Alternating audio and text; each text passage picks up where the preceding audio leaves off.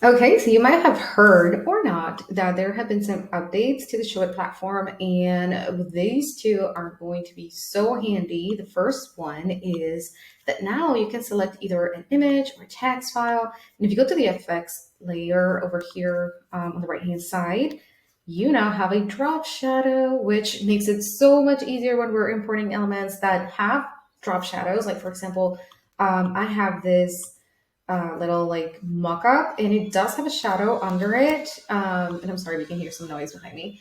But basically, if I want to add some shadow here to make this appear as a different layer, it is now so easy to select the outer shadow and play with the positioning and how harsh it's going to be. I particularly have a very specific method for creating shadows to make them feel a little bit more in tune with what I am creating. So I know that my background is actually one of my purpley colors in a very low opacity. So I actually select a starting point with those purples, and then I go deeper, and then I can move the offset to a little bit on the right hand side and a little bit down, and then I'm going to blur it a little bit more so that it is way more I'm not even going to use the word realistic, but just feels a little bit better and it flows better than using plain black. So if I change that to plain black, you see how harsh it can be, and maybe on the video it doesn't really show that too much, but when you're visiting a site that has all black shadows, super harsh, instead of kind of going with the harmony of the rest of the colors, it does make a difference. Or maybe I'm just a snob about using drop shadows, because they can also be misused and they can date a site to look very old, or like you kind of played with it too much and it doesn't really meld well with the rest of what you are showing. But this just makes it so much easier that if you for some reason want to apply a drop shadow, you are now able to do so right inside of the Showit app. You don't have to be importing the shadows, which is something that I actually used to do. I used to bring over the actual shadow behind it and then the element, because if I ever changed the image, I wanted to have the shadow available.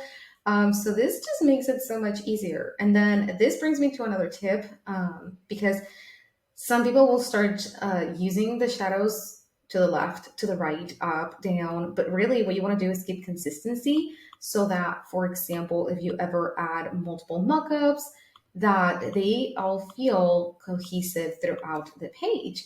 So you can absolutely give each of the items its own specific shadow, but take note that if you were looking at a real item somewhere in real life, you are going to have one point of light coming to the object and projecting that shadow. So you want to mimic that, because that's what gives our eyes a very pleasant use and view of the drop shadows. So hopefully that makes sense and you don't go crazy creating drop shadows for everything, because you actually can.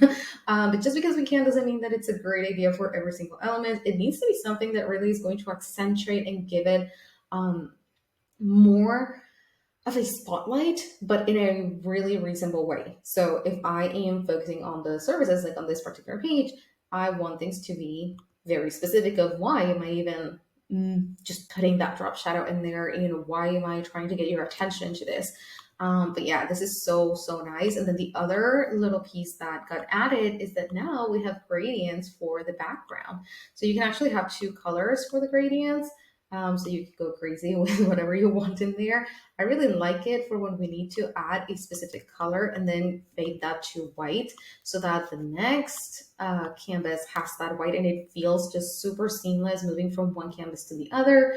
And if you ever do change your mind or be changing your branding for some reason, you have the ability to do so all inside of the app now, which is so, so nice. And this is just doing it from a top to bottom, but you can absolutely change the rotation of the gradient so that it fits whatever effect you're trying to do. So it can come from a corner or from a side. I just like to keep it at 0 right now when I'm doing that kind of fade over from top to bottom, so that it just fades into the next canvas. But yeah, I think that those are super fun little elements that are going to be great to have, especially the shadows, because we use them so much for mockups and things like that.